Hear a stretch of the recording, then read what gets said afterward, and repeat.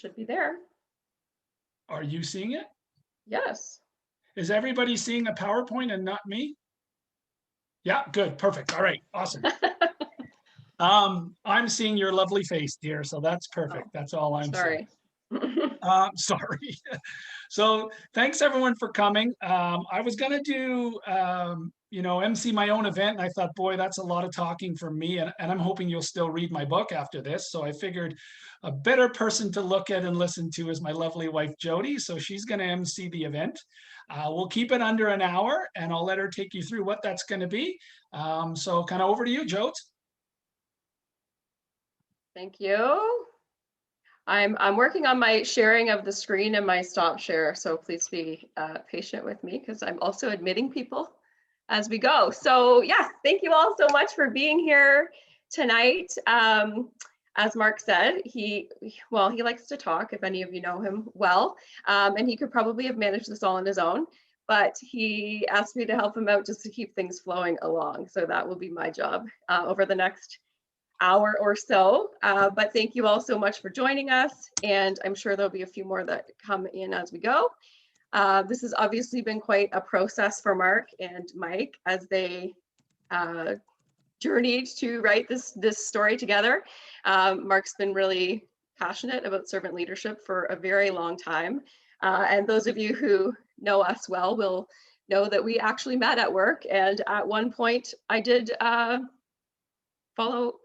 to follow Mark's leadership practices. So actually my first experience in a management role was using Mark's kind of servant leadership template. So it's helped me launch my own career, and he's just so passionate about it for so many other people.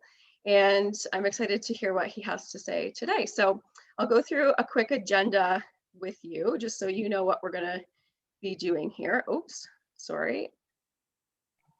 1 second. Marc Petitpas rules. Oh, there's Brendan. The one guy you have to mute. I know, right? Sorry, guys. Hey, everybody. What a great day.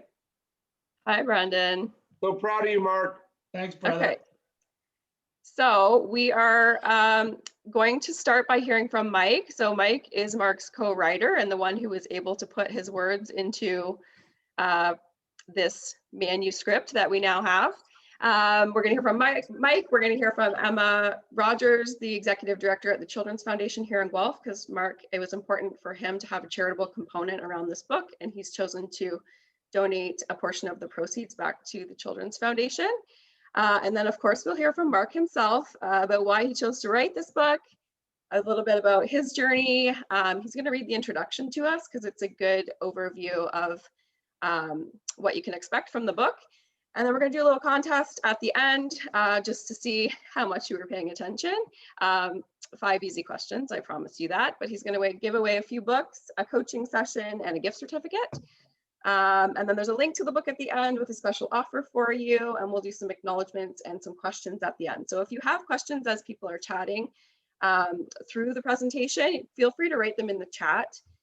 There's a little chat function at the bottom of the screen, so it will just pop up as a question. Or you can say, I have a question, come back to me at the end, and you can come on the screen and ask the question yourself. So that you can do that as we go.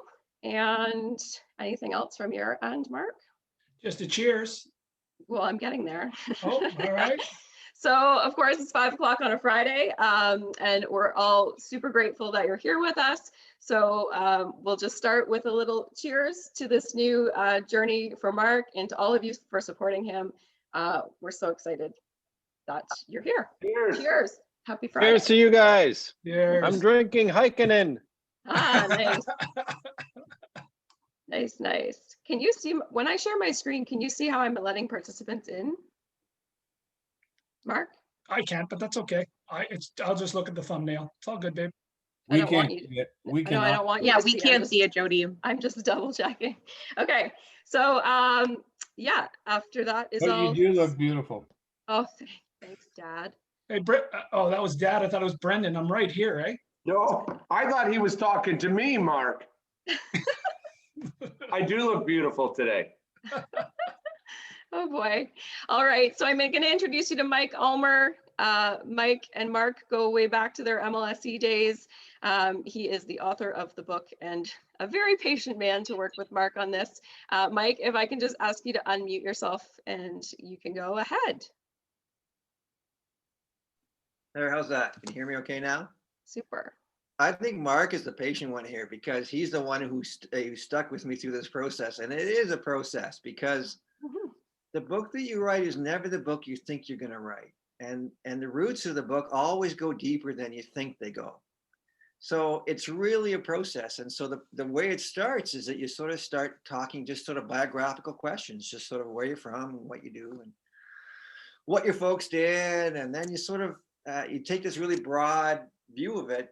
And then as time goes on, you kind of throw out the stuff that doesn't matter and you start to kind of narrow it. And where you really want to come to is this really great proposition. And with Marc, all those things were immensely true. Marc is kind of a dream client because he's radically enthusiastic, obviously. 2, he pays on time, which is never a bad thing. And 3, he just is so process driven and order driven. Marc brought a template to the table that a lot of people don't. They know they want a book and they know kind of how they do things, but they don't have a template. And Marc, the whole purpose of the book for Marc is the template to give people that thing that they can just take and graft onto their machine and make it work. So that part was really super easy for me. But it took us probably, I guess, Marc I'd say what, 5-6 hours before we finally, hit upon the proposition of the book. And the proposition of the book was like, we were both sort of sitting there drinking some wine and we were talking about millennials, and the book was never about millennials. It never entered our mind. We never talked about millennials. And it was just sort of an aside. And we both had this sort of indignant thing because my kids certainly fit into that category. And we talked about the myth of millennials, how they were lazy, how they didn't care, how they didn't stay. That part is kind of true. They won't stay. And it hit upon us that they were right. They're absolutely right. They deserve exactly what they're asking for. There's nothing outrageous about knowing where you are, where you stand in the organization, what their plans are for you, some transparency, some visibility. There's nothing outrageous to asking for any of these things. Somehow we're the ones who messed it up because we stopped asking. And once we reached that conclusion, almost simultaneously reached the conclusion of, servant leadership. At that point, the book was done. So really, the rest of it is just details. And we dug back into Marc's story. And because we'd done that biographical work, once we hit that point, then you go back down and you find out, why is this so important to you? In Marc's case, it's not hard because his great leaders, servant leaders in his life were his parents. And so this book really is about 3 things. It's about a radical proposition, looking at things differently. It's about grafting that onto how other people graft this onto what they do. But it's also about Marc's parents. It's really probably at root, it's a book about Marc's parents and the concepts of leadership and servant leadership and the principles of that they bestowed. And they had, of course, a military background. They bestowed on Marc. And he spent the rest of his life looking for examples of why this was the right thing. And he was really fortunate. He met a lot of really great mentors that reinforced that, to the point that he got to the end of the funnel and he had something to say. And it was just a matter of taking all this stuff that brought him to that conclusion and this stuff that brought us to our conclusion. And in the middle, that's where the book lives. And it was really great fun. And I'm really, really grateful that I got the chance to do it. So back over to you, Jody. Awesome. Thank you, Mike. No, you're welcome. We have had quite a few people join us while you were talking. So I'm madly admitting, folks, but for those who just joined us, we just heard from Mike Ulmer, who was Marc's co-writer on the book and a longtime friend and past colleague. And as I said before, a patient man to work with Marc, although he keeps making it sound like it was easy peasy. So I'm just going to pop my screen back up here for you. There we go. So thank you, Mike. We're going to move along to hear from Emma Rogers. So Emma is the Executive Director of the Children's Foundation of Guelph and Wellington here in town. It was important for Marc to have a charitable component of this book. And obviously for children of our own, the Children's Foundation was close to our hearts, and an organization that he's chosen to work with. So Emma's going to let us know a little bit more about the Children's Foundation here in town and their programs and services. So over to you, Emma. Awesome. Thank you, Jody. And thank you, Mark, so much for considering and including the Children's Foundation. I have the pleasure of knowing Mark actually for a few years now, so I'm not at all surprised when I heard that he was going to have a philanthropic component of his book. And I know that's a big part of leadership, is bringing your community along, and that definitely extends to the nonprofit world as well. So thank you, Mark, Jody, Mike. It is such a pleasure to be here tonight, and also to be a part of this process. And I'd be remiss if I didn't acknowledge that I actually have I see we have a few team members here tonight too from the Children's Foundation. We have Anita McFarlane and Karen Kirkwood, two of our program directors. And we also have Mandy Schnurr. And Mandy and I were thinking we'll do a very quick Q&A. I did warn Mark that you're giving the fundraiser the floor. Like, I will take the full hour if you gave it to me. So I will try and condense it, but it's for the kids, right? So if Mandy, I'm not sure if you can unmute yourself, but if you can, then we can get started. I am all set up and ready to go, except I don't have wine in my hand. I do apologize. I don't know, 5 o'clock, it was a really busy day, a really busy week, and 5 o'clock just felt a bit too early for me. So in a couple of hours. But yeah, I just wanted to say thank you again to Mark.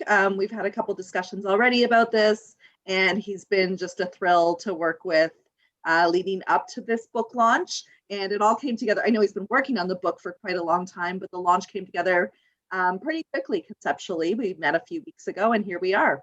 So thanks everybody for joining, and by purchasing the book, for contributing as well to the Children's Foundation. So Emma, did you want to start off by just telling us about the mission of the foundation to everybody here? Yeah, so the mission of the foundation is really connecting every children and youth with the opportunities that they deserve. So primarily we work with children that are living in poverty and a lower income level, to connect them with opportunities to break the circle of poverty. And the way that we're able to do that is through 4 of our core programs that aim to achieve that. Mandy, do you want me to dive into what those are? Yes, I would love that. Amazing, perfect. So our very first program is our Food and Friends program. And this program really aims to fulfill the basic needs that children deserve, and that is nutritious food. So in this community, right now, I'll talk kind of pre-COVID, we feed over 20,000 children a day. And a way that we're able to do that is actually by working with our school boards and the representatives to have nutritious food waiting for children when they get to school. We can all imagine how difficult it is to go through the school day or arrive to school without having any food in your belly or that nutrition to get you through to be able to learn. So our Food and Friends program really is delivering that basic necessity of food security. Our second program is Free to Grow, and that is connecting children and making sports, recreational activities, as well as life skills accessible. So that looks like helping children fund them going to camp or playing hockey. I know that's a big one for Mark, although I must admit I'm seeing a few Habs fans on here. Tell me that. Yeah, Brendan, I don't know you, but I'm looking at you. So you didn't tell me about the Habs fans before. I'm getting thumbs down. But that's okay. And as well as those life skills components. So helping children go to babysitting courses or first aid courses that really break down those barriers of accessibility, so children can babysit it and make that income and ideally break that cycle of poverty. Our third program is scholarships, which is pretty straightforward, but it's helping children and youth access secondary education. We know that education is just so important and such a crucial tool in building your toolkit and breaking that cycle of poverty. So we're able to connect youth, whether it's college or university. Very interesting, actually last year, 30% of our scholarships went towards youth that are exploring the medical healthcare field, which is really relevant to our circumstance that we're going through right now. And then our final program is the Adopt a Family program. And this is connecting community members, businesses, individuals with children and youth and families that can't provide that Christmas experience for themselves. So we are able to match them together. Children put forth what they would like for Christmas. And I'll be honest, sometimes we're seeing a lot of things like socks and coats and boots. And yes, there are games and things like that as well. They are children, but it is also a lot of basic necessities. And this year we helped over 3,000 children, which was a larger increase from the year before. And we know that was because of the pandemic, and we're seeing a lot more children and youth, unfortunately, sliding into a low income threshold or poverty threshold, which as a foundation has really made us step up to help as many as we can in the community. So between all those 4 programs really come together and support the entire well-being of children, which is so important. Access to that nutritious food, to camp, to hockey, breaking down those barriers of accessibility, equipping them with education, all things that we know children really need to thrive and break that cycle of poverty. So Yeah. in a nutshell. And that's the normal support, of course, before a pandemic. So Emma, did you want to speak a little bit to what we've been doing since everything shut down in March and throughout the COVID-19 pandemic? Yeah, so we have been extremely busy at the foundation. We, right when everything happened in the middle of March, it really pushed us to the front lines even further. And almost right away, we saw an increase in demand in our supports, and we did have to alter a few of them. So for example, I was talking about our Food and Friends. So we altered that program. It's now called Food and Friends at Home, because without children going and having access to those nutritious meals or snacks at school, we were quite concerned about how we're going to get this food. And luckily the team jumped into action right away. And we're actually now in 3 locations across Guelph, Wellington, and Dufferin, delivering food right to families' doorsteps. And it's filled with a lot of great nutrition. So making sure that we're hitting all of those important food categories like dairy and wheat and things like that. So we've actually, since the pandemic started, already been able to hit over 1 million meals out in our community, which was a really big moment for us, that we were able to step up and support the children and youth when they needed us most. The second adaptation is free to grow at home. So back to the recreational activities that I was talking about, we actually created these activity kits for children, and children were able to identify which kind of kit really suited who they were. So it get them creating and thinking or moving. And we assembled these kits. We actually filled them with local vendors, which was really great. So we could fuel this local economy that's given so much to us. And then same thing, deliver these activity kits right to children's doorsteps so that we could ensure they were still developing and growing even when they were at home. And one of the things, Mike, I love that you said that we stopped asking as a foundation when we saw just the effects of what was happening with the pandemic. We were like, you know what, we need to start asking, where do we think the need is going to grow in this community? Where do the children really need us right now? And there was a resounding answer that it was with mental health support. So we were actually able to extend our Free to Grow program to now include mental health supports. And what that looks like, it's actually 2-pronged, is 1, free supportive counseling for children and youth. And the second is now we're actually doing workshops for adults and caregivers with a registered therapist to help them build their toolkits for when a children comes home and they've had a tough day and they're experiencing anxiety or whatever that might look like for the individual child. We want to make sure when they come home that they're getting that mental health support within their home as well. So it gave us a good opportunity to do that temperature check of where do children need us right now.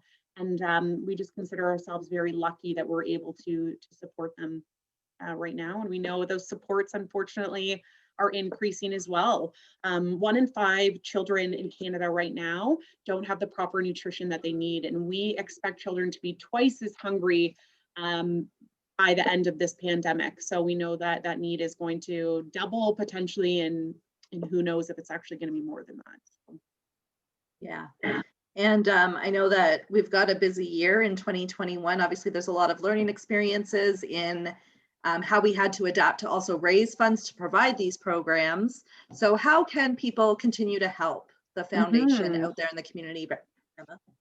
Yeah, well, you know what? Marc is actually a really great example of this, not only by doing a monetary donation, which obviously makes a huge impact, but Marc's also been a great ambassador of just talking about the needs in the community. He shared a story today about one of the children were able to provide funding to go experience playing football. So if financial contribution isn't a fit right now, go to childrensfoundation.org, or you can email me directly. It's emma@childrensfoundation.org to educate yourself about the need in our community and how we can support children and youth, and start sharing that with your circles, and let's start having those conversations. We also have volunteer opportunities as well that you could look at our website, and I'll also put my email in the chat box or send it to Jody and Marc that they can share afterwards. Amazing. I'm not sure if Anita or Karen would like to say anything, just a quick story about one of your program recipients or anything before we pass it back over to Marc. Or Marc, if there's anything that you wanted me to specifically talk on, I tried to stay in 6 minutes, but if there's anything, Marc, you want me to talk about, I'm happy to. I wish I could give you an hour. I thought you did an awesome job in a short amount of time, Emma. You always do, and I thank you for your involvement. I've known you since you were at United Way. All I know from you and your executive career is giving back, and it's so admirable. So thank you for that. Now we know why Mike writes the book, because I just said admirable in a terrible context. But it is. I admire what you do. It's inspirational, and you're always giving back to this community. So thank you, Amanda, Mandy, the entire team. You guys are awesome. So I hope we can Thank you, help. Marc. Awesome. Awesome. Thank you. Thanks, Mandy. Thanks, Mandy. Thanks, Emma. Back over to you, Jodes. Thank you. I'm just going to share my screen here again, and we're going to pass things over to Marc as we go here. I will just say, for those of you obviously who know, some of you know Marc and I together well, and some of you know Marc in a more corporate context, but you know, as Marc started this business last summer, we get into these conversations around the dinner table or on the couch at night, just around how passionate he is about his work and about servant leadership and all of these things that, you know, we all know him to be so passionate about. And we have these conversations, you know, it's like, why are we not training people on how to be better leaders? We put people into management roles, or young entry-level people get promoted into a managerial role, but there's never any training provided on how we actually teach them to manage people, you know, to manage their expectations, to be able to provide constructive criticism, how to provide feedback, all of those things that are really teachable skills for people entering into these management type roles. So I know for Marc, that's super passionate. We have these aha moments when we talk about these things together, but he's going to let you know a little bit about why he wrote the book and what he's about. And over to you, Marc. Thank you, Jodes. I will be relatively brief, and I remember you guys were like, okay, that's I think you gotta mute everybody. Do I have to unmute myself? Are you okay now? Can everybody hear me? Yep, you're Okay, good. good. All right, awesome. So thank you, Jodes. I just want to quickly explain to you why I wrote the book and what it's about. Before I do that, I see that Bob Hunter's here on the call. Thanks, Bob. I know I didn't ask for your approval for your picture, but you look handsome in it, bud. So thank you for being here. I appreciate it. Well, everyone has bad taste, so that's good. And I'm going to speak to Bob here quickly in this slide, actually. And thanks. I know you're a busy guy and you're not even here. So thank you for that. I appreciate it. Bob's one of the mentors that I talk quite a bit about in the book. I did want to thank Mike Ulmer first. Mike is so humble. Mike is tremendous at what he does. God, I train in my sales training about quality, service, and price, and the value equation that comes out of it. And I got every cent out of my agreement with Mike. He's just tremendous, and he's just one of those great human beings that I'm proud to call a friend. I also would tell you the reason the Children's Foundation really connected with me, and Mandy and Amanda will remember this, when we had our first call to start to talk about like what this partnership could look like and where I could play a role, they kind of asked me why. And I shared, the 4 offerings, the biggest one that stuck out to me just personally, the connection was the sports side. Not because I love playing sports and the kids play sports, but one of the stories that I don't tell in the book that I wish I had more time was my dad's and my mom's partnership on allowing 5 boys to play sports. And what I realized as I got older, as the 5th, it's quite a financial investment to get 5 kids through sports. And my dad wasn't at as many of my games as he was for some of my older siblings, where he actually coached. And here's why. Dad was working 2 jobs so I could play sports. Dad was working 2 jobs so we could have our little house in St. Bruno and the Reliant K car that broke down on a regular basis. And that was important to me because it formed a lot of my friendships that are important to me in life. It certainly formed my leadership skill set moving forward. And I think every child should have that opportunity if they want to play sports. So that was the one of the 4 that really connected with me. And Emma, again, you and your team, phenomenal to deal with. I truly mean it. But I'll move on to why and what the book's about. So one is, Bob's here. You heard from Brendan, Marc McCrae. You'll hear me talk about Lisa Larder, Jackie Fu, Andre Giroux. There's a bunch of people in the book. Glenn Knight's mentioned in the book. There's a lot of people here who taught me the way. And as I was going through my career, I ran into 1 or 2 bad leaders. And I thought, instead of bitching and moaning about a bad leader, why don't I learn from them and realize how blessed I've been to work for people like Bob Hunter and Marc McCrae.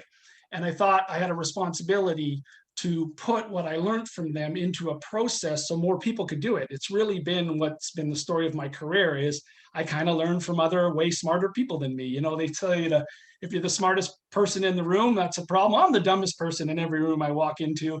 And I take great advantage from that, of learning from great people. So I wanted to get that in writing so more people could feel the influence of Marc McCrae and Bob Hunter and Lisa Larder and Jackie Fu and so many other leaders I mentioned in the book.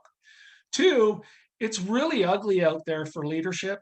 I mean, whether that's in companies or whether you look at your newspaper every day.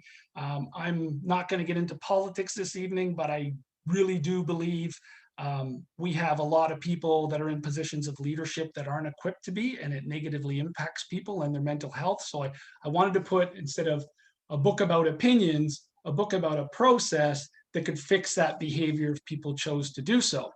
And lastly, there's some pictures on the screen. The rock star on the right is my brother Steve, who I lost way too soon. This is why Jody's going to read the acknowledgements at the end. Steve, he had a hard time making ends meet from a career perspective. He never worked a day in his life at a regular job. He was a busker, but he was so much more than that. He was a talented musician, great songwriter. And what I realized after I lost him was and we talked about he'd have a hard time making ends meet for his bachelor apartment in Montreal, and winters were tough because he wasn't performing on the streets. But he never questioned what he did because he loved what he did every single day. And so, he didn't die a man with a ton of money, but boy, did he die a happy man with a ton of experience that most importantly influenced a lot of people. If you look at that picture in the background, that was Jacques Cartier Square in Old Montreal every time Steve was playing. A ton of people, a ton of tourists smiling with him leading the way. And so it's the thing that made me write the book, to say, I've got to share that. I've got to share that message. And I got to get the idea out that I love to do. It's why I started the business. Besides being out of a job, of course, but let's not talk about that right now. The what, it's about the business. So I wrote the book so I can leave a marketing tool out there quite transparently, so people will read the book and say, hey, yeah, maybe we should bring that guy in and talk to him. Also, a leave behind. So when people get the servant leadership training, they got a book they can refer back to. Also, even if you don't bring me in and it's not business related, I think if I can get a bunch of people to read this book, they'll think twice about how they lead their people. And that could change mental health in this country because we spend half our time at work. So let's inspire people to lead the right way. And I think the gap's always been people who want to do it just don't have a process. And I'm sure there's a bunch of processes out there, but let's start with one. And here's 5 easy steps that are in that book. So the business is in there. the stories in there. So I talk a lot about the inspiration, again, the Marc McRae's, the Bob Hunters, the Brendan Costigans, the Lisa Larders, the Jackie Thews, and I'm forgetting people, and a lot of you are in the book and you don't know it. But share those stories so others can learn from them. And yeah, Mike touched on it so well. We kind of at the end said, this is a book about your mom and dad.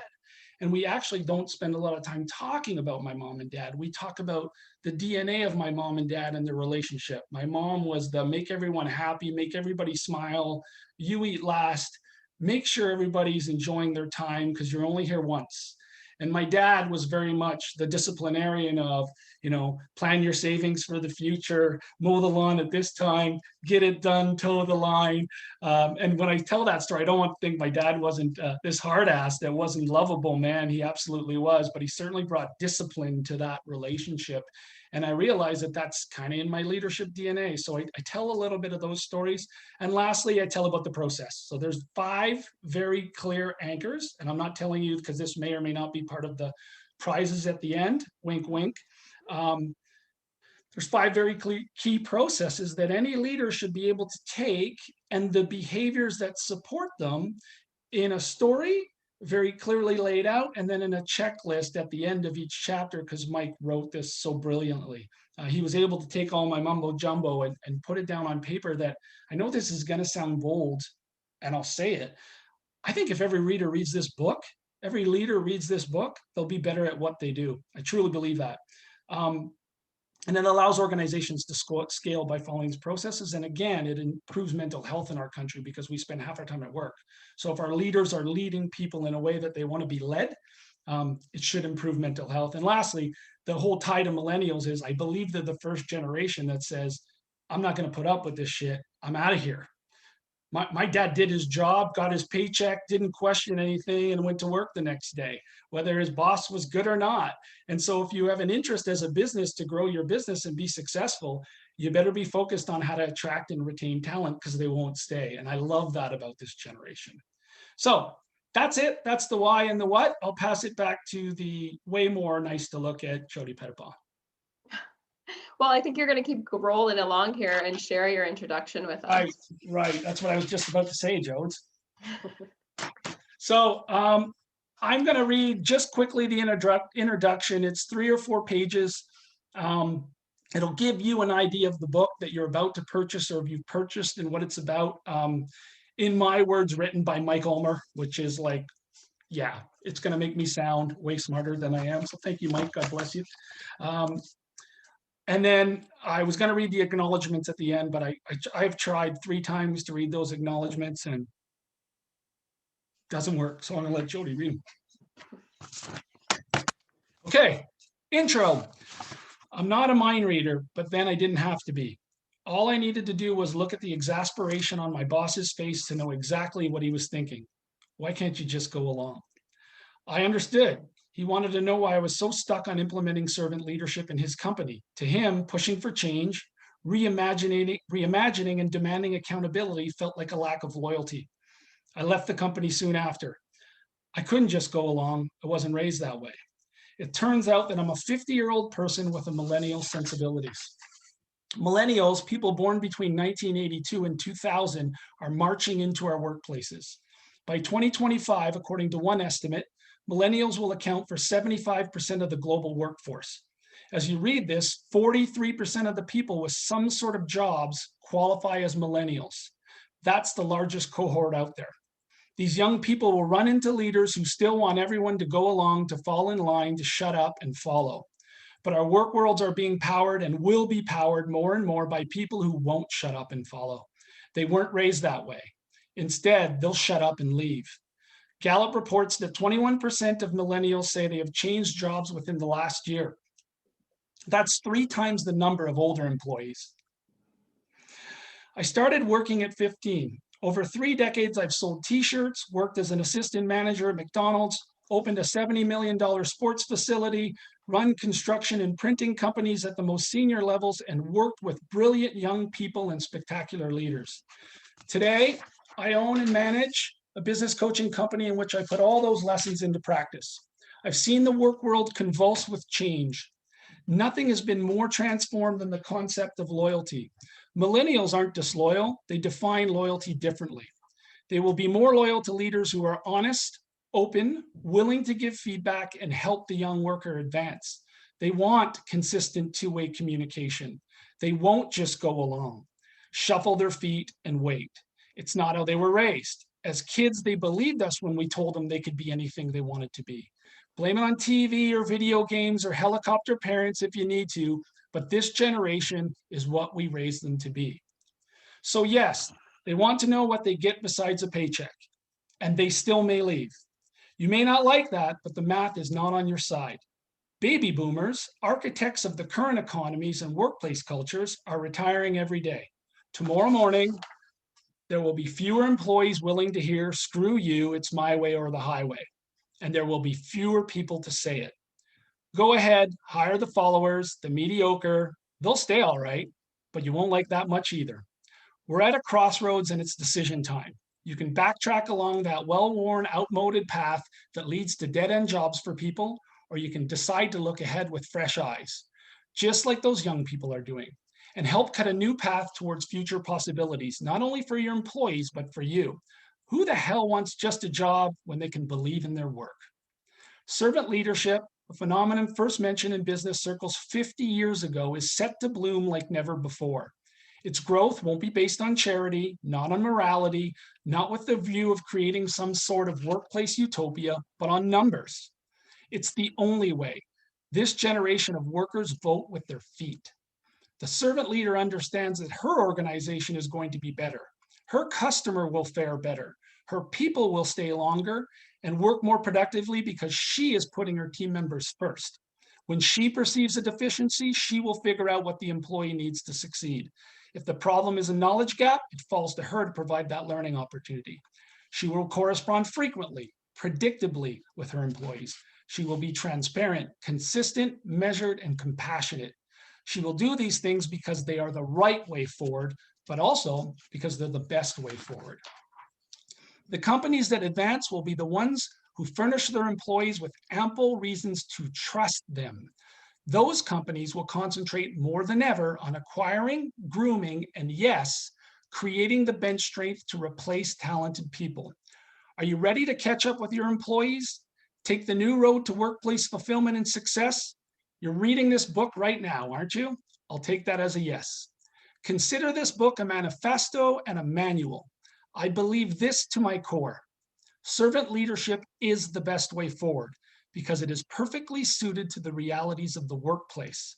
And let's dismiss this bullshit about millennials, about the pampered millennials.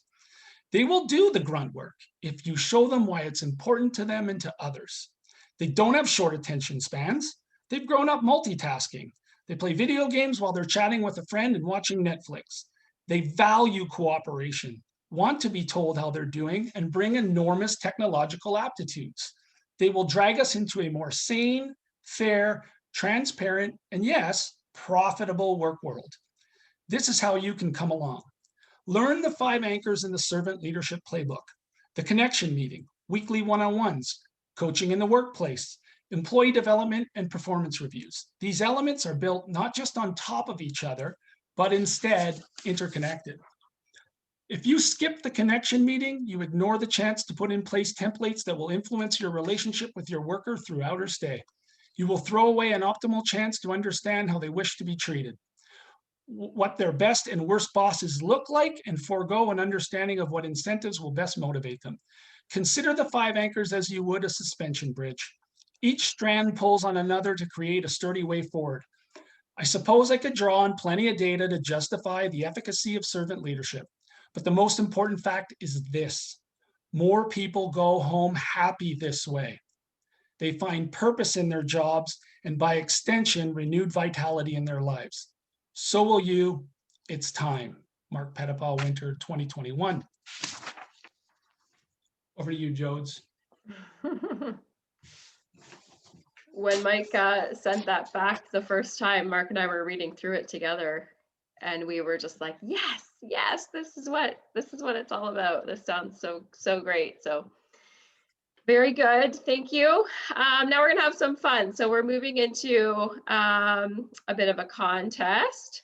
So if you've been paying attention, I'm going to ask a few questions. If you have the answer, pop it in the chat. And whoever answers first in the chat will win a prize. So Mark's going to try and pay attention to who that is, but I'll give the answer. And then if we don't catch it right now, we'll get in touch afterwards. So question number one, I don't know that there's anyone on this call that would not know this, but Mark's, get your chat box open. Mark's favorite hockey team is? Oh, wow, that was fast.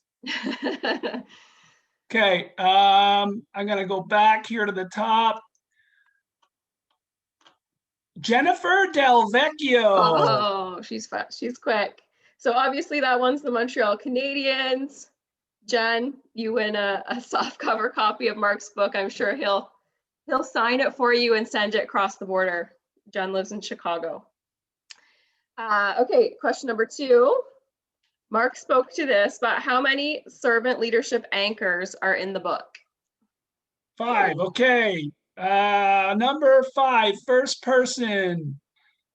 Oh, Rati from, I was going to say where she used to work. She's a client I met, but she's starting her own company. So Rati, you are the winner. We'll get you that book. Amazing. Rati, you also win a book. Question number 3. Who wrote the foreword to the book? A little hint, Mark's already recognized him on the call tonight. Boom, okay. First person, Ian Malcolm. Oh. Nice work, Malcolm. You also I win got you, Bob. a copy of the book. Okay, this one's for a 1-hour coaching session with Mark. So 1 hour of Mark's coaching is a $385 value. It can be one-on-one coaching or with your team. This is something Mark's really passionate about, but I don't know that you talked about it much, Mark, but what is an open-ended question? How do you ask an open-ended question?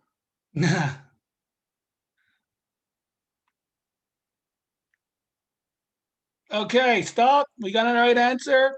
So Paul Fitzpatrick, you're right, but it doesn't define it. So I'll probably give you the prize too, Paul, because you're a great client. So add a free hour to our bill. So Paul said who, what, where first, which is accurate.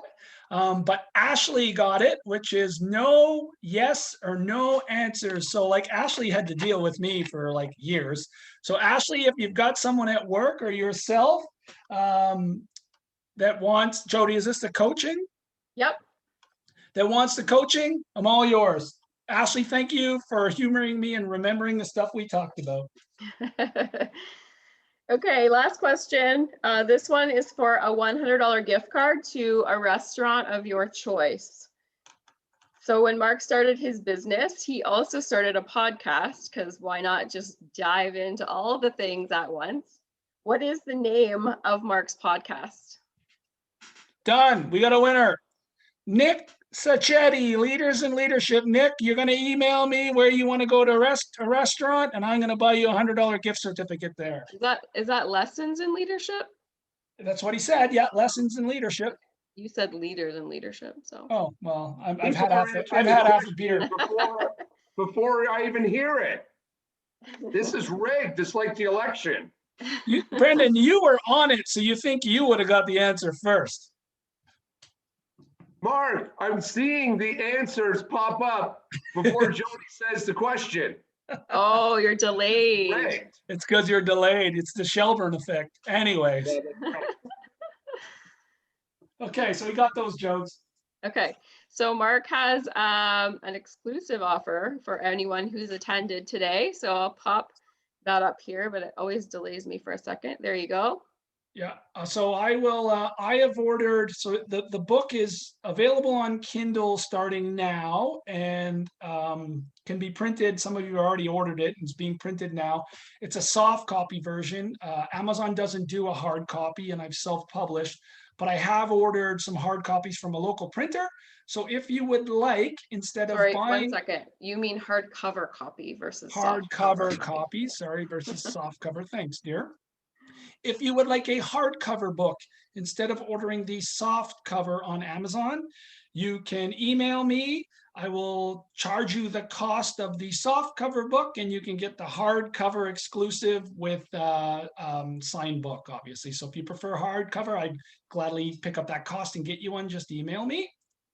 Or you could also in the signature, you could dedicate it to someone's staff or something like that. Whoever if you want to you'd pass along like, to yeah. a coworker. Yeah, well said. Yeah, so whoever you'd rather a hard copy than the soft, then you just have to wait a few days when I get it. I will get it shipped out to you, but email me if you're interested in that offer.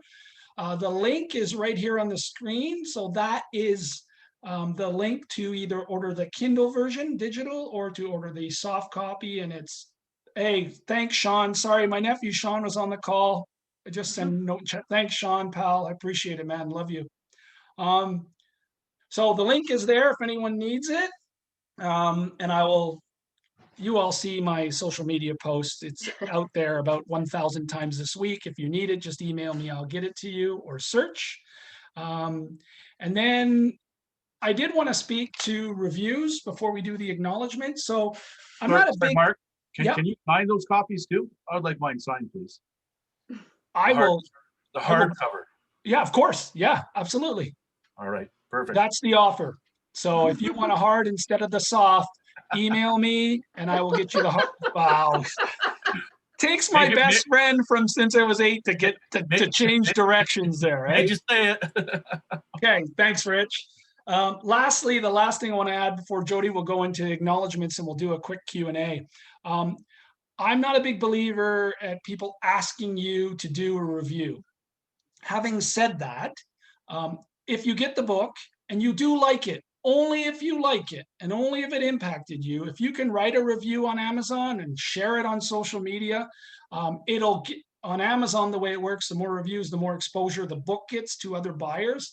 And I think the more we get this book out, the more it's going to influence people and the more we can impact the local charity. So only if you enjoyed the book, please write a review if you can and share it. If you didn't, don't. I'm not a huge believer in sharing crap because someone asked you to. And I'll know you thought it was crap because you won't say anything. So that's cool. So if you could and you liked it, please share and please write a review on Amazon. Yeah, so no bad reviews. You can write bad reviews. I just won't repost them. Thanks, Paul. Jodes, back over to you. Okay. I'm following the chat and my father is asking where our children are right now. I did bribe them with snacks downstairs, so they're actually being very good. All right, so next, Mark wanted to share the acknowledgements from the book with you because they're obviously very important to him. But Mark's an emotional guy, we all know. And he can't get through them without getting emotional. So he asked me if I would share them with you. So that is what I'm going to do now. One sec while okay. So here are the acknowledgements. A book isn't just a composite of your thoughts, it's a collection of your experiences. There are so many of those involved, so many people who I hold so dear, to go without thanking them here seems unbearable. To my wife, Jody, he thanks me first, which is very nice of him because, you know, he's a lot to manage. If you've seen his social media account lately, I manage that on the daily. No, I'm just joking. Okay, so that was nice of him. To my kids, Sebastian, Audrey, Griffin, and Bennett, you give me the greatest joy in life. You are my home team, and you never ever do anything but make me proud and pick me up when I'm blue. I love you all. Sebastian and Audrey, his teenagers, are actually on the call right now, which is pretty cool, Mark. Oh, they're on here. Hi, guys. Yeah, they are. Oh, To my thanks, family, Audrey. Thanks, Sebby. to my family in heaven. First, to mom and dad, you taught me to serve and you taught me to chase my dreams and believe in myself. And most importantly, laugh and love. I miss you and I hope you and Steve are smiling up above. To big brother Steve, rest in peace. You taught me that life is a gift and to chase what I love to do. I'm doing this because you inspired me to do so. Your love for music was your mission. I miss you, big brother. You passed on way too soon. To my brothers inspiring me to this day, Chuck, thank you for always supporting me unconditionally and being a hero for me to look up to. Your work ethic has had a profound impact on me since those days kicking footballs at Robespierre Park in St. Bruno. Wayne, thank you for all the laughs and the love you've given to me. I can't believe you're a Bruins fan. What happened, bro? Randy, thank you for always being there to talk to, and thank you for the care you took of Dad at the end of his life. I'm so grateful for that. To my in-laws, to my mother-in-law and to my mother-in-law Jane and my father-in-law Chris, thank you for always accepting me and treating me as your own son. You've always been there for me, and I love you both for that. Brian, Braden, and Caitlin, thank you all for the love and support you've given me since I entered your lives. I'm so proud of all three of you and proud to call you my brothers and sister now. To the leaders in my life, Jean-Michel Dufour, Mario Lemay, Andre Giroux, Marc McCrae, Brendan Costigan, Lisa Larder, Jackie Fu, Bob Hunter, and Richard Petty. You have been my inspiration in servant leadership. You always put my development first, as you did with the rest of those you led, and you have changed lives. Thank you. My golf buddies and lifelong friends, you help remind me that life is a journey and you need everyone who loves you to support you to succeed and to remind you that life is worth laughing about. Thank you, Richard Caniff, Scott Watson, Jeff Shingra, Derek Meller, Mike Hendricks, John Corman, and James LaRue. To all my past teams at different stops along the way, thank you all for trusting me and teaching me how to support you better each day. I consider you all family. You are the ones who've taught me. I will never forget that. And to my LinkedIn network, so many of you started off as networking connections and have become friends over the years, even though we've not even met in person. Your comments, likes, and especially your DMs of support and encouragement keep me down this path. You've picked me up in so many ways. Finally, you, the reader, thank you for caring enough to pick this up and read it. I hope you choose lifting others up by serving rather than putting them down by bullying. Marc Petitpas. There you have it. Alrighty, so I think if anyone, we have about 52 people on the call, Marc. So if anyone has any questions for Marc about either his work or the book in particular, please ask so in the chat or unmute yourself, and you're welcome to just ask to the group if you'd like. Maybe no one has any questions for you, Marc, because you've so openly shared the whole process with everyone. Derek Meller says, no way Marc could have read that. Audrey and Sebastian, favorite child. I love you all evenly, you know that. So funny. Jody, your dad here. What's the connection with your writer there, Marc? That's fantastic. Oh, yeah. Mike is, again, gentleman I worked with at MLSE. Believe it or not, they put his mug on TV. Mike was a reporter for quite a while at the Toronto Sun, and then Richard brought him on board. I believe it was Richard at MLSE when we were doing our own TV station at that time. It was Leaf Nation TV, and Mike was actually the face. Mike did most of the TV stuff. And he's just what you saw on this call earlier, just such an approachable guy who makes you feel, you know, you can tell him anything, and that's certainly what I need in a writer. And I hope so, because he's pretty friggin' expensive per word. I'm just teasing you, Mike.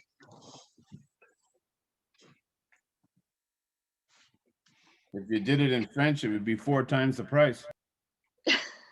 Now don't go picking on my heritage. Yeah. Or the length. This is Mike's book here, Canadian Captains.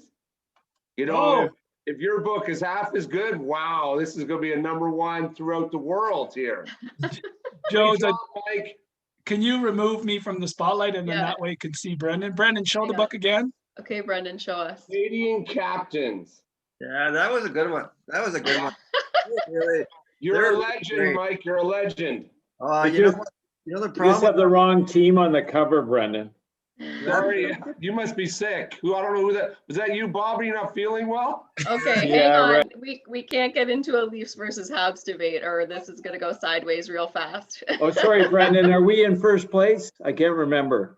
You know what happened on that? That book killed my career, and I'll tell you why. Because I got to interview Maurice Richard for like 45 minutes, and he was magnificent. And once you interview Maurice Richard, you can't wait around for Phil Kessel. And so I started to think, am I in the right livelihood here? That's awesome. He was really, really great. He was really, really great. They were all great. I'm a Leaf guy too, and I worked for them, but boy, those guys were giants. Belleville, give me his home phone number. Henri, all those guys were just the best. Butch Bouchard, they were great, great men. Okay, so I hired Mike for the Habs stories. It's really what happened. All right, well, if there's no other questions, I guess we will, there are some questions in the chat, Mark, if you want to Okay. scroll back. I'm just Okay. seeing someone ask Mark's favorite part of the book. Oh, sorry, Joe, if you don't mind reading those to me, because I'm not seeing them, probably because I'm flustered over here. Favorite part of the book? You're flustered. What are you flustered about? I am like, you know this, I'm pretty drained.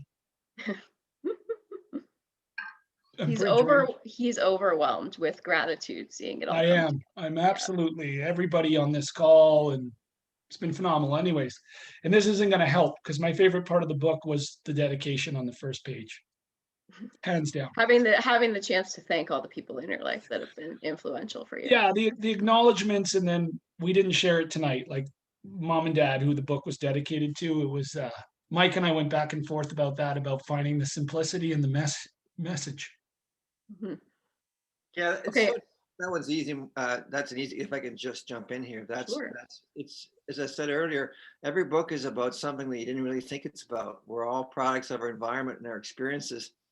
And so every book's pretty well about our family. It's about our mom and our dad and our parents and our brothers and our sisters, because they're the formation of the pillars of our personality.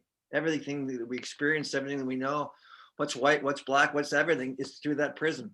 And so inevitably, when you break down the story, it's always about the values that were imparted to the person from their mom and dad, from their brothers and sisters, from their experiences. That's why you start doing it sort of in a biography fashion, because that's the root of it. That's the foundation of it. It always comes back to that. You go towards it and then you come back, and eventually you'll always find it. So Marc's book was, I think why it was so powerful for Marc in particular is that, his mom and dad are gone and he lost them. And his brother's gone, and there aren't really too many moments in your life where you go, okay, I'm where I want to be, like I'm the person I want to be, my kids are who I want to be, my life is who I want to be, and then you hold this little piece of cardboard and it says pretty well everything you believe, and that's one of those moments, and that's really, really an overwhelming sensation.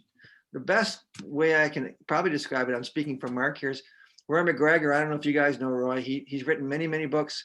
And I told Marc this, and I don't know if you believe me or not, but now he understands it.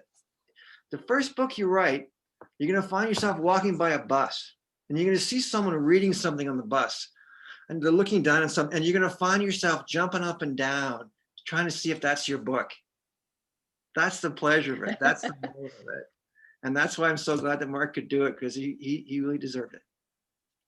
Awesome. Thanks, Thank Mike. you for sharing with us, Mike.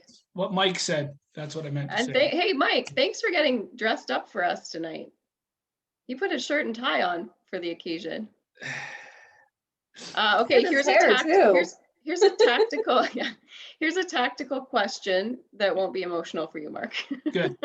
When Nick Sacchetti asks this, when interviewing for a new role, what kinds of questions do you ask to dive into their character traits versus just surface level behavior stuff? That's a great question. One of the questions I try and ask in most interviews is like, who's impacted you the most in your life and why?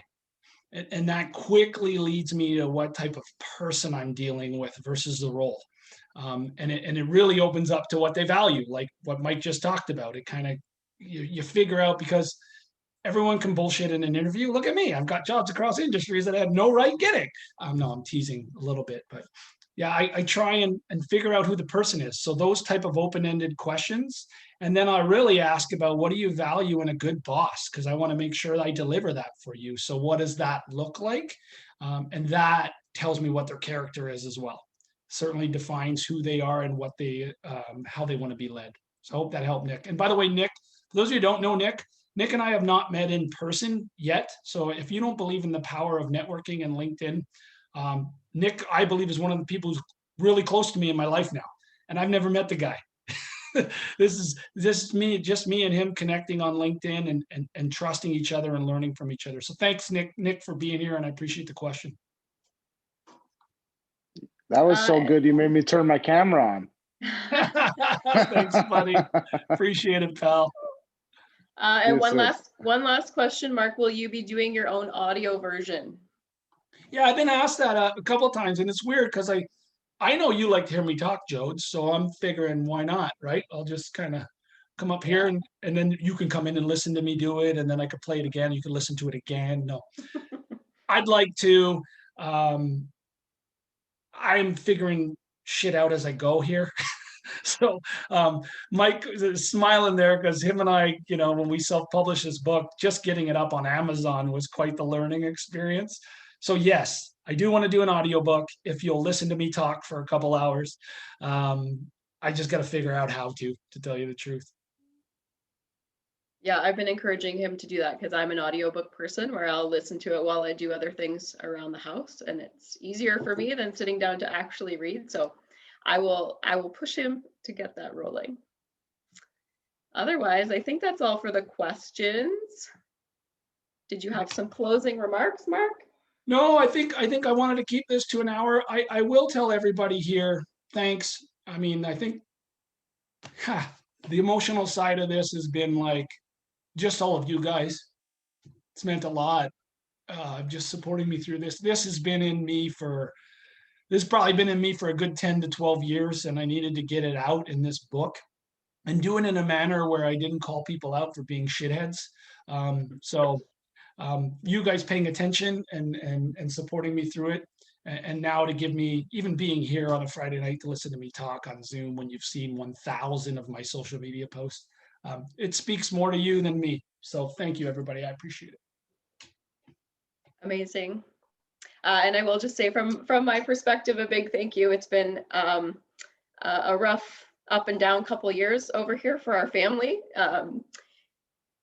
And just watching Mark go through this process and sharing a message that he's so passionate about is just, it's really neat to see it come to fruition. So thank you all for your support. And honestly, the best thing you can do is, share it with other people, share it in your workplace, to use it as a manifesto to guide your own leadership, and share it if you like it. That's kind of the best compliment I think you can have, right, Mark? Jody, can I jump in there for a second? Sure. Well, since this book is so powered by people that some people, we often think in our prayers, when I get together with my family, we always have two toasts. We always have one toast to whoever's birthday it is. And the second toast is always to absent friends. So I will raise my water glass, and hopefully you all raise whatever it is you're holding. And we'll have a toast to Mark and his wonderful new book. And we'll also have a toast to the absent friends who made it possible. Cheers. Cheers. Cheers. Thanks, Mike. Amazing. Thank you, everyone. Happy Friday. Appreciate you joining us. Love you all. Thank you. Bye. Congrats, Mark. Thank you. Congratulations, Mark. Thank you. Congratulations, Mark. Awesome. Thank you. Thank you again so much. Thanks, everybody. Bye. Appreciate Thanks, it. Mark. Congratulations.